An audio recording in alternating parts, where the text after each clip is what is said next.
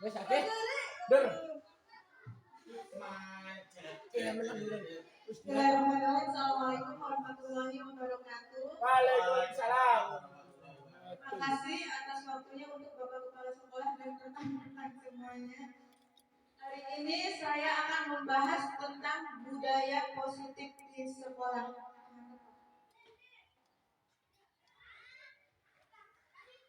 Di mana budaya positif itu terdiri dari yang pertama akan kita bahas adalah disiplin positif dan motivasi. Yang kedua kemudian keyakinan kelas.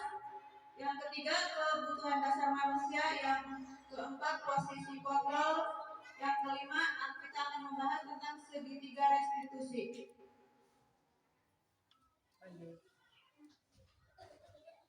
Baiklah, yang pertama yaitu pengertian dari budaya positif itu sendiri. Budaya positif adalah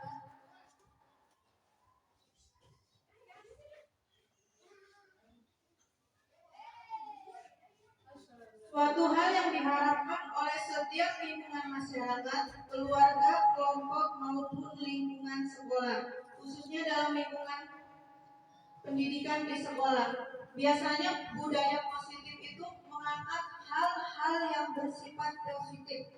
Yang kita gali di sekolah itu yaitu keadaan sekolah kita, bagaimana kemampuan di sekolah kita, yang baiknya apa, itu yang kita angkat. Bukan kita selalu berpikir bahwa di sekolah ini tidak mempunyai sesuatu atau kekurangan sarana dan prasarana, tetapi di sekolah kita itu ada sesuatu apa nih potensi yang akan kita gali. Jod. Gitu.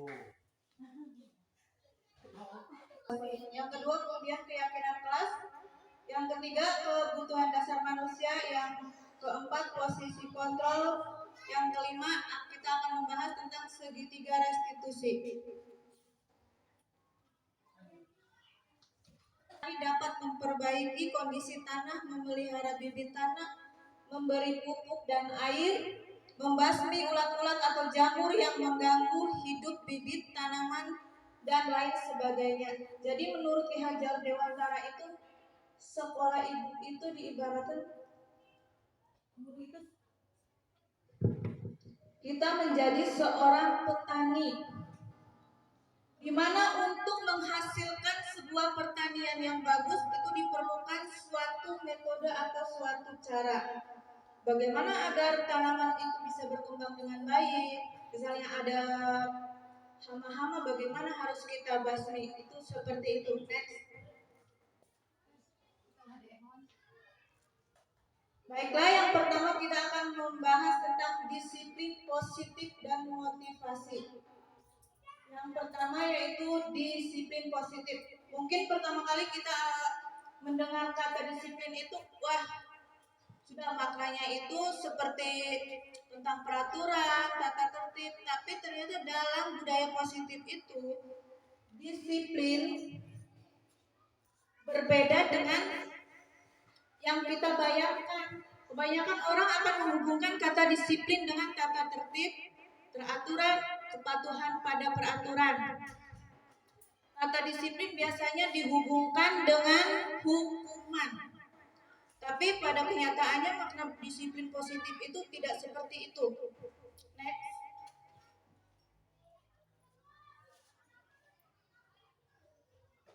Filosof Bapak Pendidikan Ki Hajar Dewantara menyatakan, di mana ada kemerdekaan disitulah harus ada disiplin. Jadi menurut Ki Hajar Dewantara, pendidikan yaitu menuntun anak menuju keselamatan. Tapi yang terjadi saat ini adalah kita sebagai seorang guru terkadang selalu menuntut. Benar tidak rekan-rekan? Si anak itu harus selalu nilainya di atas KKM. Padahal setiap anak itu berbeda, punya kondisi dan keunikan yang beda. Yang satu misalnya pandai dalam matematika, belum tentu dia akan pandai dalam berolahraga. Nah, untuk itu sekarang ini mulai digalakkan dengan adanya kurikulum merdeka, di mana peserta didik itu dimerdekakan. Mereka bisa memilih apa bakat mereka, Mungkin sekarang KKN sudah dihilangkan ya. Next, ada seorang ahli juga, Diana juga menyatakan bahwa arti asli dari kata disiplin itu berkonotasi dengan disiplin dari murid-murid. Socrates dan Plato, disiplin diri dapat membuat seseorang menggali potensinya menuju kepada sebuah tujuan, sesuatu yang dihargai dan bermakna. Jadi sekarang konsep disiplin itu harus benar-benar dari hati nurani peserta didik itu sendiri. Kita membangun bukan atas berdasar paksaan. Selama ini kita selalu memaksa murid, tapi seharusnya harus berdasarkan kesadaran murid. Karena dengan sesuai menurut Ki Hajar Dewantara bahwa guru adalah seorang pamong. Mungkin sudah ada yang tahu ya pamong itu apa sih? Guru itu adalah sebagai fasilitator. Jadi kita tidak bisa memaksakan. Mungkin kalau mentransfer ilmu itu bisa anak-anak bisa dilihat lewat YouTube, di Google juga misalnya makna kata apa langsung ada. Seorang guru itu hanya mampu mengarahkan, memberi arah, membimbing.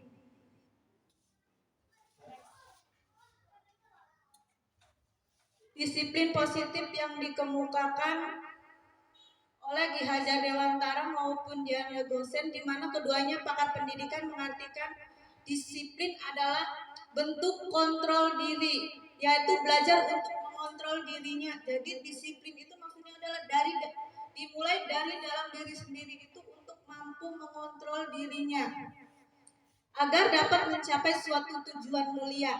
Tujuan mulia di sini mengacu pada nilai-nilai atau prinsip-prinsip mulia yang dianut seseorang. Kita namakan nilai-nilai tersebut sebagai nilai-nilai kebajikan. Jadi disiplin itu merupakan kontrol dari dalam diri.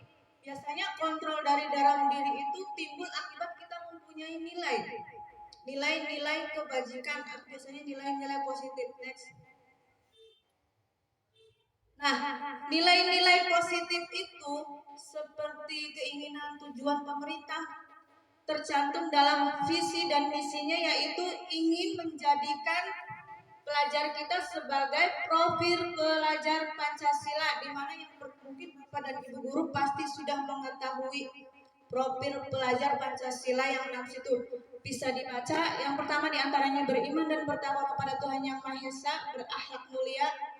Yang kedua mandiri, ketiga bernalar kritis, keempat berkebinekaan global, kelima bergotong royong, keenam kreatif.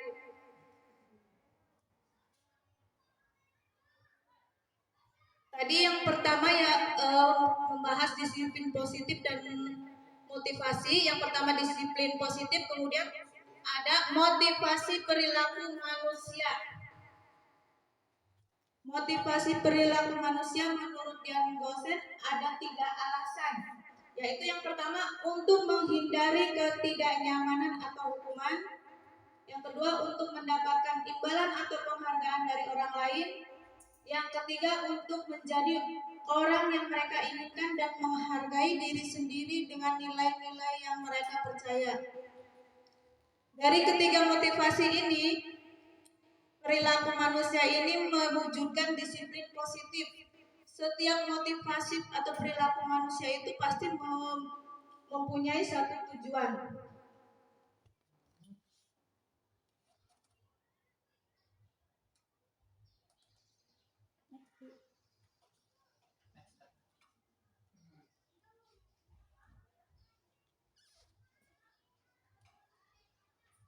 Yang kedua, dalam budaya positif itu kita mengadakan keyakinan kelas.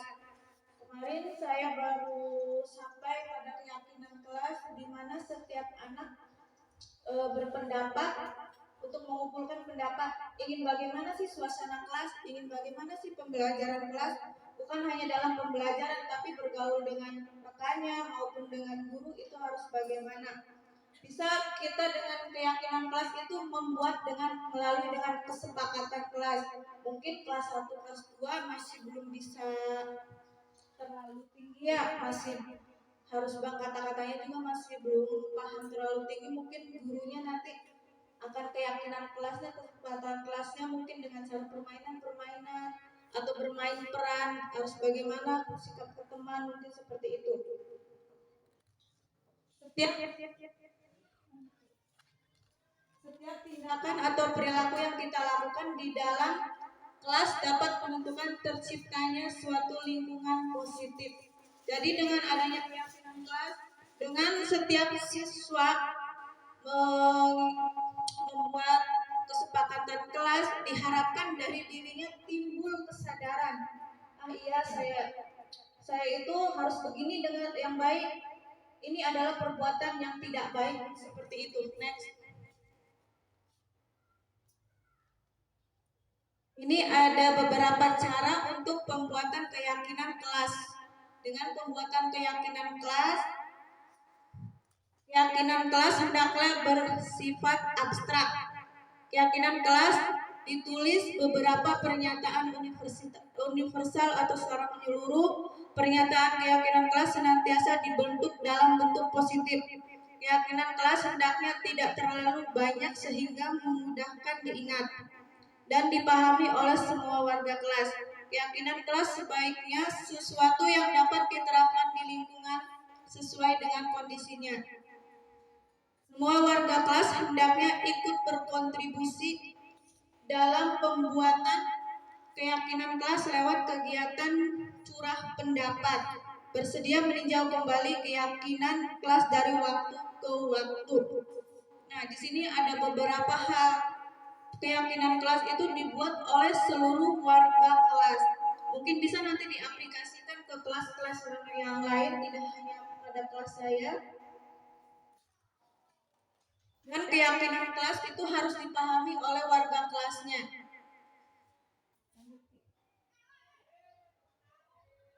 Yang bagian ketiga yaitu kebutuhan dasar manusia. Kebutuhan dasar manusia itu terdiri dari 5. Yang pertama, kebutuhan bertahan hidup. Yang kedua, kebutuhan rasa kasih sayang dan diterima. Yang ketiga, kebutuhan pengakuan atas kemampuan. Yang keempat, kebutuhan akan pilihan. Yang kelima, kebutuhan untuk merasa senang. Lanjut.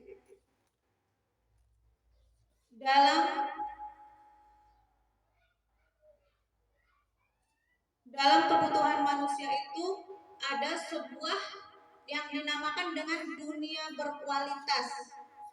Dunia berkualitas yaitu tempat khusus dalam pikiran.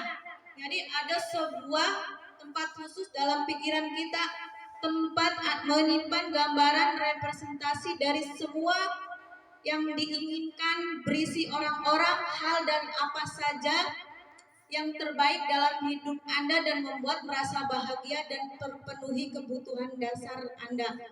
Dr. William Glasser menyebutkan seperti semacam album foto sehingga isinya tidak akan terlalu banyak. Hanya akan terdiri dari beberapa hal saja yang sangat signifikasi dan benar-benar terbaik dalam hidup Anda yang membuat hidup Anda menjadi lebih bermakna. Kebutuhan dasar bersifat lebih umum dan universal, sedangkan dunia berkualitas lebih unik dan personal. Mungkin kita pernah ingat kejadian-kejadian waktu SD yang masih membekas di ingatan kita. Pasti ada sesuatu hal dan ada orang-orang tertentu yang itu membuat motivasi dalam diri kita bangkit. Lanjut.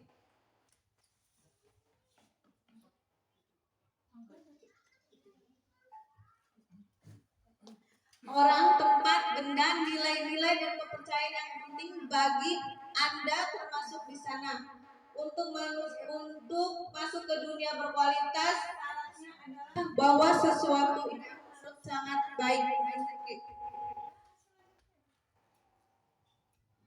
Yang keempat yaitu posisi kontrol. 5 posisi kontrol sebenarnya pengen ditampilkan melalui YouTube, cuman itu masih materi guru pendidikan guru penggerak, takutnya belum boleh untuk di-share ke yang lain. Di situ ada memang video YouTube-nya tentang posisi kontrol. Yang pertama yaitu misalnya posisi kontrol penghukum. Kita sebagai guru, ada anak yang terlambat, langsung saja kita hukum. Ada itu mungkin nanti part selanjutnya ya kalau diberi kesempatan untuk menjelaskan. Yang kedua yaitu pembuat rasa bersalah. Yang ketiga posisi kontrol sebagai teman. Yang keempat posisi kontrol pemantau, dan yang kelima posisi kontrol sebagai manajer. Pengennya sih dijelaskan secara gamblang, cuman lanjut. Yang terakhir dalam budaya positif itu yaitu segitiga restitusi. Mungkin kalau zaman dahulu setiap siswa berbuat kesalahan, guru-guru zaman dahulu mungkin waktu pada zaman saya apabila kesalahan langsung ada menghapus petak gitu. Tapi untuk zaman sekarang karena ada dengan berbenturan hak asasi terhadap anak, maka seorang guru tidak diperkenankan untuk berbuat kekerasan.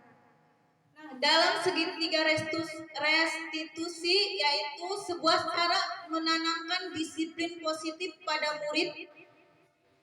Restitusi adalah proses menciptakan kondisi bagi murid untuk memperbaiki kesalahan mereka sendiri.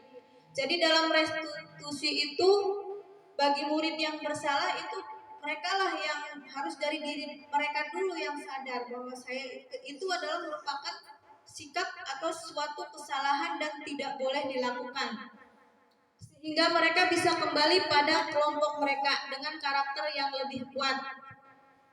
Restitusi juga adalah proses kolaboratif yang mengajarkan murid untuk mencari solusi untuk masalah dan membantu murid berpikir tentang orang seperti apa yang mereka inginkan, menjadi orang seperti apa yang mereka harapkan, dan bagaimana mereka harus memperlakukan orang lain. Restitusi membantu murid menjadi memiliki tujuan, disiplin positif, dan memulihkan dirinya setelah berbuat salah. Penekanannya adalah bukan pada bagaimana perilaku untuk menyenangkan orang lain atau menghindari ketidaknyamanan, namun tujuannya adalah menjadi orang yang menghargai nilai-nilai kebajikan yang mereka percaya. Dalam segitiga restitusi, segitiga ada 3 sisi. Yang pertama, sisi menstabilkan identitas. Yang kedua, sisi validasi tindakan yang salah. Yang ketiga, sisi menanyakan keyakinan. Sisi yang pertama yaitu menstabilkan identitas. Itu harus berdasarkan prinsip membuat kesalahan adalah bagian dari proses pembelajaran. Jadi mungkin kalau ada siswa atau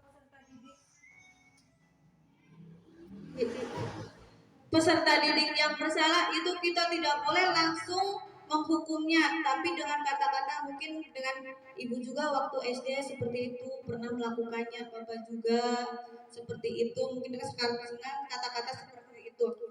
Kemudian berperan menggeser identitas murid dari identitas gagal ke identitas sukses. Terkadang ada seorang siswa misalnya yang sudah melakukan suatu kesalahan, misalnya berantem, otomatis mereka akan dipanggil ke kantor. Mungkin baru dari kade datang situnya aja udah takut, grogi. Nah, untuk itulah ini kegunaan segitiga restitusi, yaitu untuk menstabilkan. Yang ketiga, jangan mengkritik murid yang sedang mengalami identitas gagal.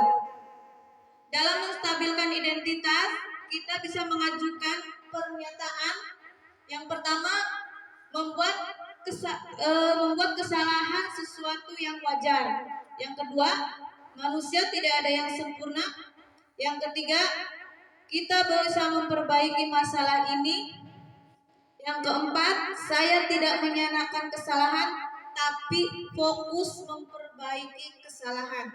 Yang kelima, apakah saat ini kamu menjadi orang yang baik untuk dirimu sendiri? Kemudian sisi yang kedua yaitu validasi tindakan yang salah. Itu harus berdasarkan prinsip setiap perilaku berupaya memenuhi suatu kebutuhan tertentu. Mungkin terkadang ada siswa yang berantem hanya gara-gara karena saling ejek. Itu biasanya karena ingin memenuhi suatu kebutuhan tertentu, misalnya dia ingin dihargai. Yang kedua, guru akan bergeser dari pemikiran stimulus respon menjadi proaktif. Yang ketiga, mengenali dan mengakui kebutuhan murid ini dapat memperbaiki hubungan dengan murid. Yang keempat, pernyataan atau pertanyaan disampaikan dengan suara tidak menghakimi atau memojokkan. Jadi suaranya nanti mungkin agak lebih datar seperti berbicara dengan teman. Nah, untuk caranya yaitu dengan ajukan pertanyaan. Yang pertama, kamu bisa saja bertindak lebih dari ini loh lagi. Yang kedua, kamu bukan melakukannya tanpa suatu alasan tertentu. Yang ketiga, kamu melakukannya karena mempertahankan sesuatu yang penting bagimu. Yang keempat, mungkin kamu bisa mempelajari suatu perilaku baru yang lebih efektif. Bersediakah kamu mempelajarinya? Sisi yang ketiga yaitu menanyakan keyakinan. Dalam menanyakan keyakinan, teori kontrol menyatakan bahwa pada dasarnya kita termotivasi secara intrinsik. Saat perilaku telah divalidasi dan identitas sukses telah stabil, maka murid telah siap mengaitkan keyakinan dengan tindakan yang salah. Caranya yaitu dengan mengajukan pertanyaan. Satu, sebagai keluarga atau kelas, apa yang kita yakini? Yang kedua, nilai-nilai apa yang telah kita sepakati? Yang ketiga, seperti apa gambaran sebuah kelas yang ideal bagi kamu? Yang keempat, kamu ingin menjadi orang seperti apa? Hal-hal yang perlu diperhatikan dalam segitiga restitusi, yang pertama yaitu perilaku yang salah perlu dikaitkan dengan nilai-nilai atau keyakinan yang telah disepakati atau dituju. Yang kedua, kesediaan orang-orang yang melakukan kesalahan untuk memperbaiki masalah. Yang ketiga, pemecahan masalah sebisa mungkin relevan atau memiliki hubungan dengan masalah yang ada. Yang keempat, perlu adanya suatu usaha perbaikan dari pihak yang berbuat kesalahan. Yang kelima, perlu didedikasi waktu dari pihak yang berbuat kesalahan. Tanyakan kapan akan mulai diberlakukan usaha untuk memperbaiki masalah. Ini sedikit penjelasan dari saya, bukan berarti saya di depan ini karena saya merasa pintar, saya pun masih harus perlu banyak belajar dari rekan-rekan semua yang lebih senior.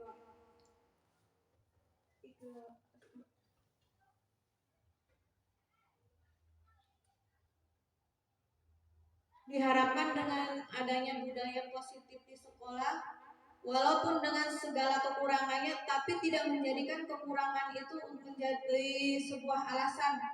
Dan di sekolah saya memang tidak ada sarana prasarana, tapi kita gali apa sih yang ada di kita ini, bagaimana yang orang tua siswa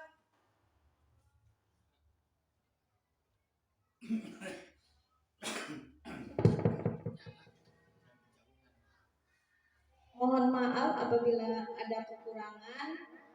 Terima kasih atas perhatiannya untuk semuanya. Wabillahi taufiq wal hidayah. Assalamualaikum warahmatullahi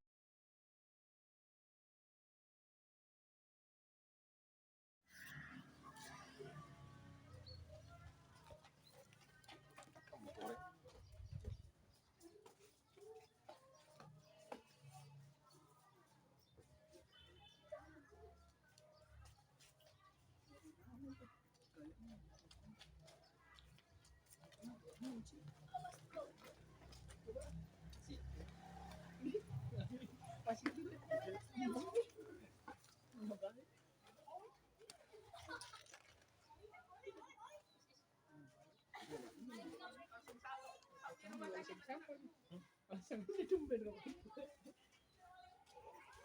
tukang parkir.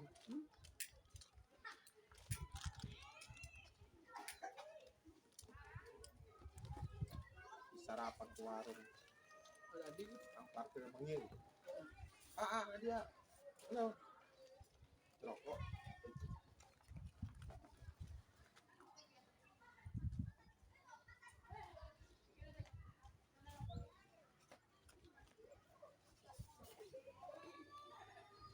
Udah nggak masuk kamera sini nggak masuk.